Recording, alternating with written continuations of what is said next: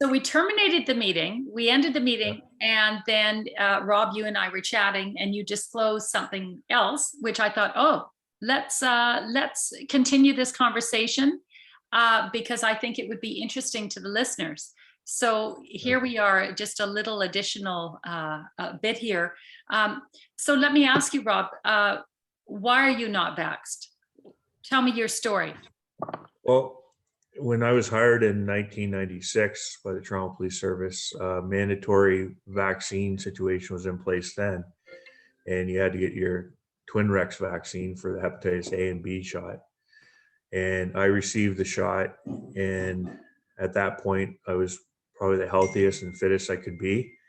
And the entire time I was at Ontario Police College, I struggled with being able to get out of bed in the morning, and I had to persevere. And 25 years ago, things were a lot different. You know, they told you to keep on going, get to work. Doesn't matter if you're sick or not. We need you here. So, you know, you just pushed your way through it, and eventually those symptoms and tiredness went away. And but over the years, you know, of not really knowing what was going on there.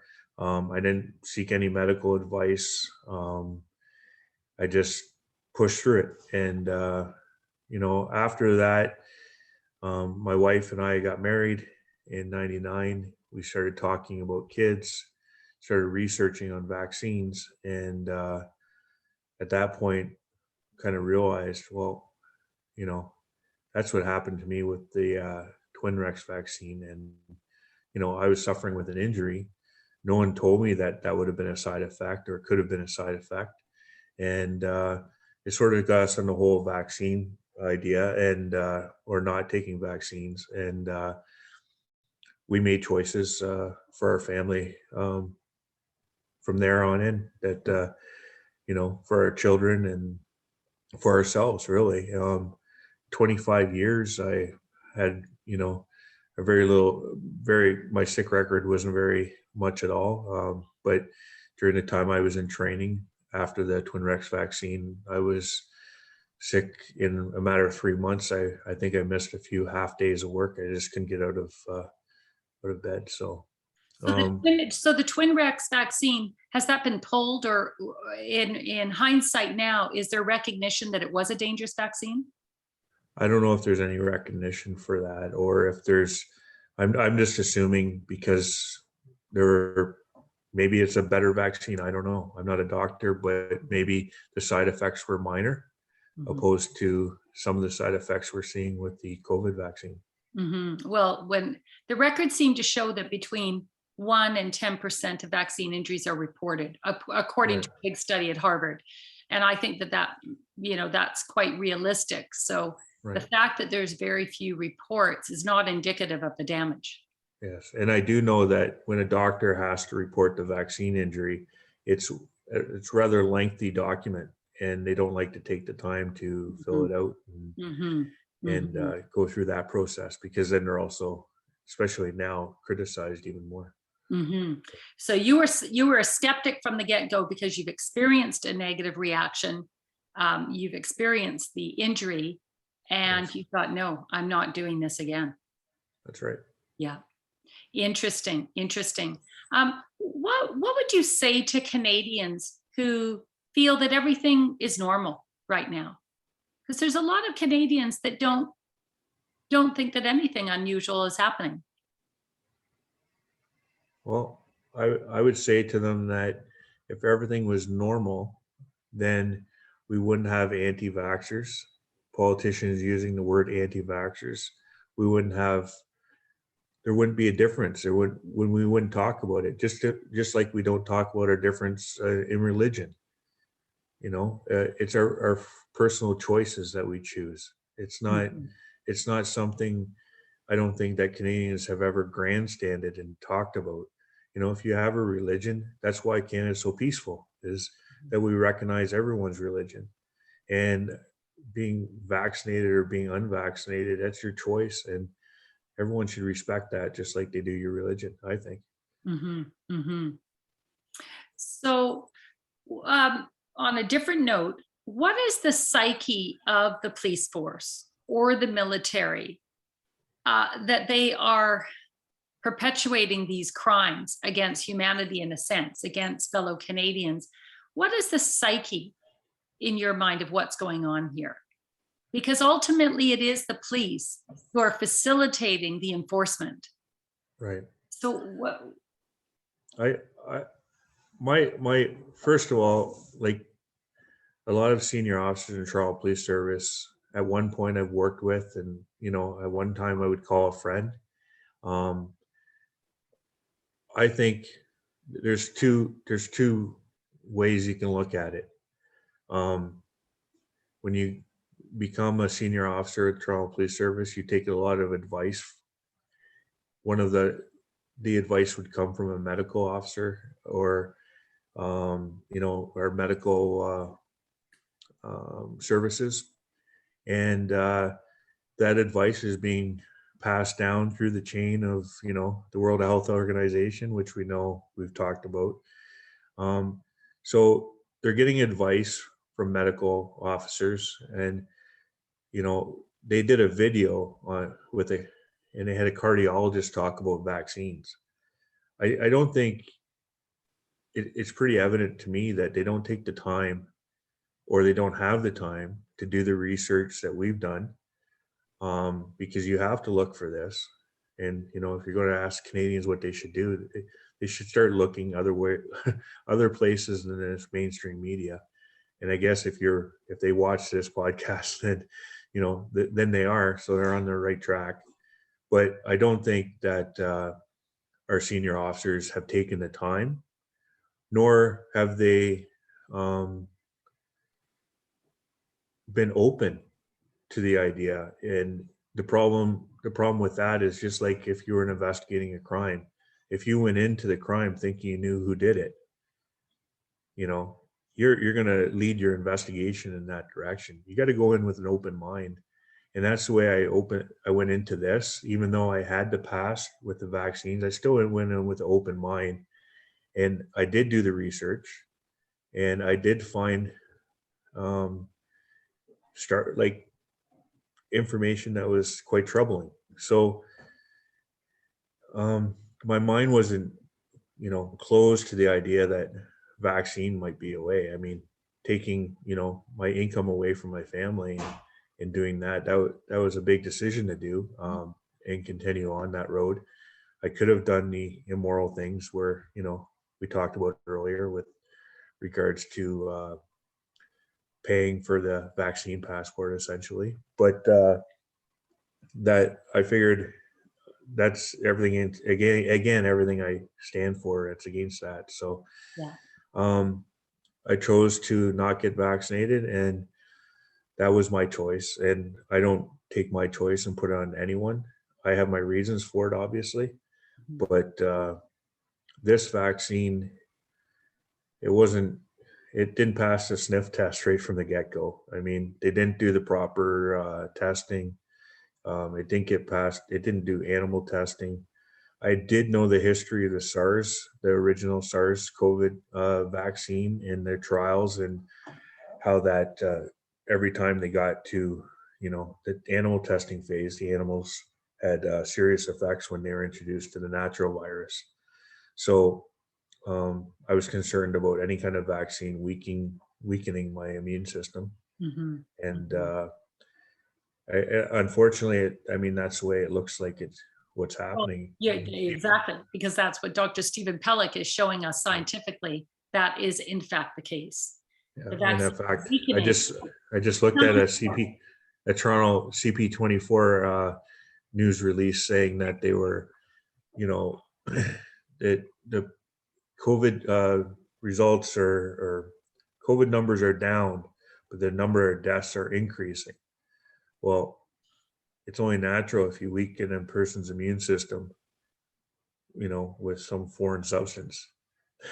You don't have to be a scientist or a doctor to figure that out, that when you do get a cold or a flu, it's going to be worse. And unfortunately, worst scenario happens, and some people die. And the excess deaths are going through the roof. And now in Alberta, the number one killer is unknown deaths. So they don't even know what to call it. But to those of us who are perhaps, we've investigated things a little bit more, it's quite obvious these deaths are, I think, almost exclusively in the vaccinated population, these unknown deaths. So it's just not palatable to present it that way. But when in the history of time have there been this many coincidental unknown deaths? I didn't even know there was a category for unknown deaths, but obviously that's a very massive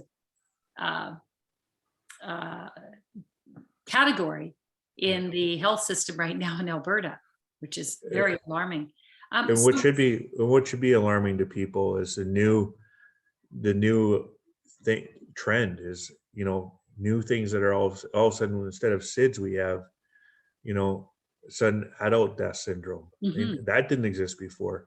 Yeah. We had buses in Toronto driving around in GTA saying that kids have strokes and heart attacks too, and now they have a heart and stroke wing in the Sick Kids Hospital in Toronto.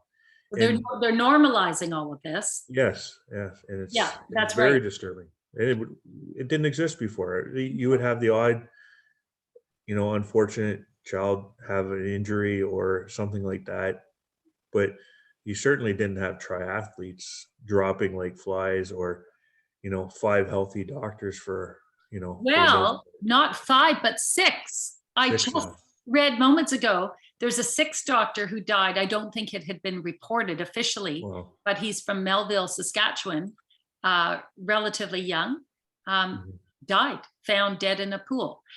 So this is, in a span of a week or two, 6 doctors dead in Canada. Where is the investigation? You're an investigator. You're a detective. Yeah. I'm almost speechless. There's something wrong. And no autopsies. And if that is the case, there's no autopsies, then I think that was the word right from the beginning. If you dove into this from the beginning, the World Health Organization recommended not to do autopsies. And that's when the news started breaking, when people were doing autopsies in Italy and in other countries. They were finding things that were very alarming. Oh, you've seen the footage of the coroners. They're extracting these very strange tentacles out of people's vessels. And they've been in the industry for 30 years. They've done countless autopsies.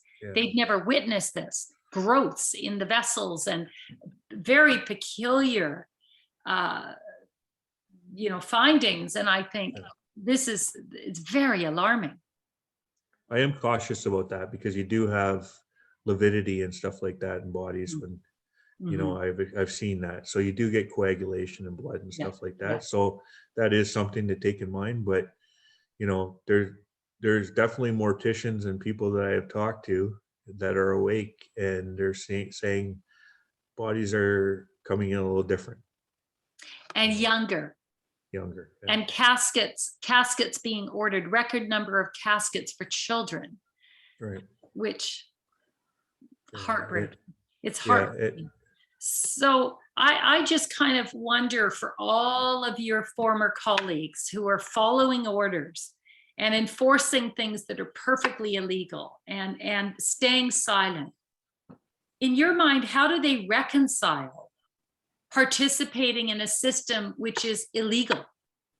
They're enforcing things that violate our very rights. What's the psyche of an officer who can do this and go to bed at night and look at himself in the mirror and sit with his family, knowing that he's complicit in a crime, in a sense? What's your read on this? Well, first of all, I remind them that, no one can order you to do anything as a police officer. The chief can't order you to arrest somebody. The chief can't order you to lay charges.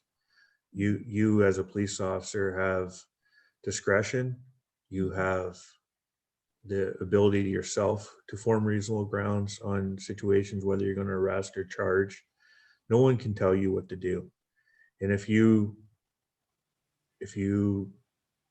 are awake enough to see what's happening and you're aware of that, then without being neglectful of your duties, you can certainly approach these situations with, like, if when they lock the parks down in Toronto, for example, you can certainly approach those situations with a better open mind, and and talk to them. You don't need to see situations like officers dragging a mom out of an arena because she wouldn't wear a mask, and removing her from the arena with three of her kids looking on.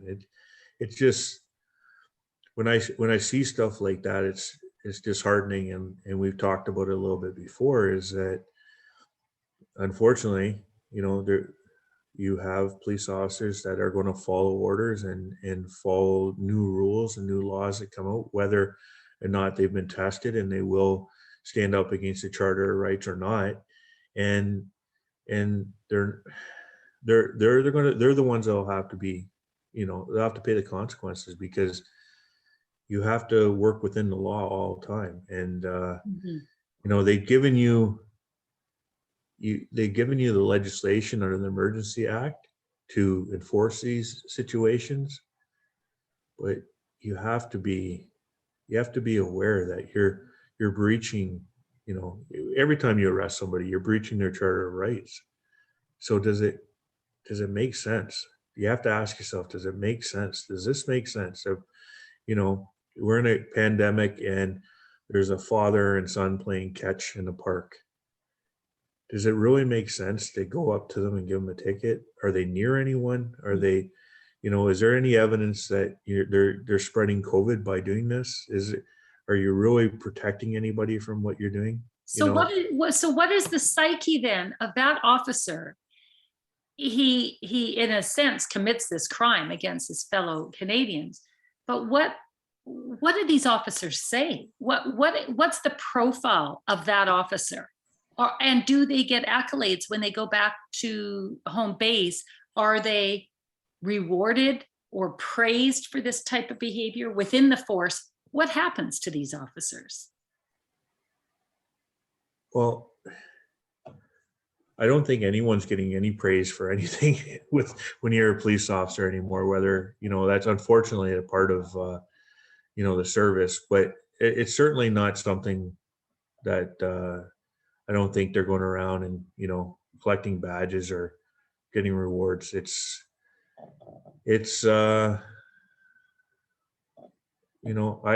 think has a lot to do with the type of experience that officer is bringing.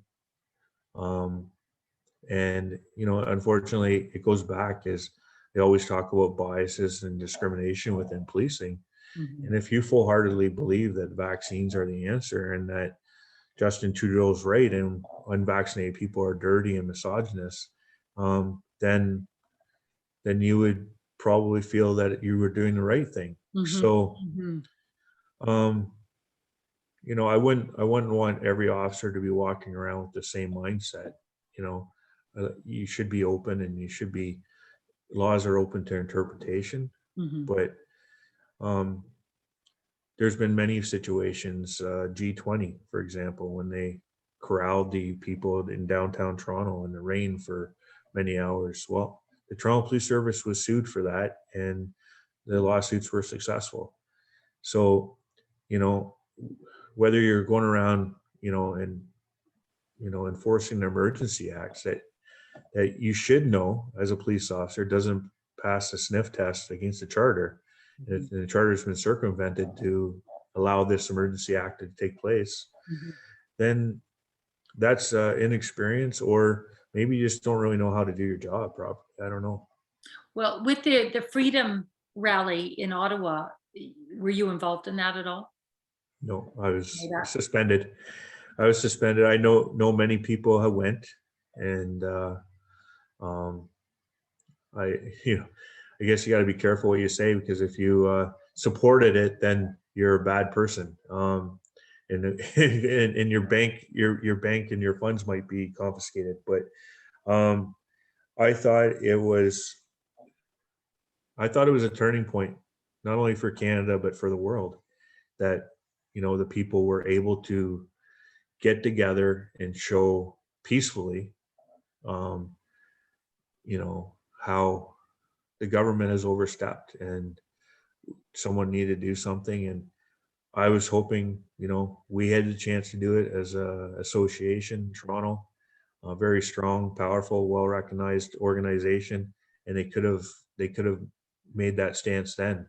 But their biases and preconceptions on this, or lack of education, they didn't do anything. And it was a sad state where you have police officers that are cheering on truck drivers who are fighting for our rights, and the police officers are doing nothing. And then, in fact, of course, we all end up in, people get sent to Ottawa to disperse them. And again, that was an illegal act as well. And we know, everything that was done in Ottawa was illegal, and eventually it'll all come out, and everyone who was arrested will, get their, if they pursue legally, they'll get theirs. I mean, everything that was done was illegal. I know I heard stories of people truckers being put, or protesters being put in the back of police cars and driven out to very remote areas in the outskirts and dumped there, and not given any sort of explanation aside from kind of get lost. But this is Canada. Yeah. When I hear these stories, I think this is unrecognizable. Yeah. Not the Canada I know. Police officers or government don't have the right to dismantle a peaceful rally. And show me when it got violent. It only got violent when the police officers started trying to remove people. And I still don't understand what rights they had to do that. Yeah. I mean, the illegal rights that, the government made up for that circumstance, of course, but again, against the Charter of Rights. Oh dear, that's a very sorry state. Well, you know what, Rob? Lovely to chat again. Yeah. Thank you so no much, Rob LeMaitre, for your being a voice in a very dark chapter in Canadian history. And may the message get out there that people need to hear what you're saying. I wish so much we could land you on CBC or Global for a proper interview in mainstream media, but it's not going to happen. No, it won't happen. No. But it's at least we're reaching out, and hopefully we're encouraging people that are fighting to keep fighting. And yes, exactly. So thank you again for your time. Thank you for your stories, and thank you for your honesty, and thank you for standing up for what is right. Ultimately, history will be the judge, but I know that we're on the right side of history. Yes. But it's hard to be patient through all of this, because it's a very difficult chapter. But thank you again. Okay, thank you. Okay.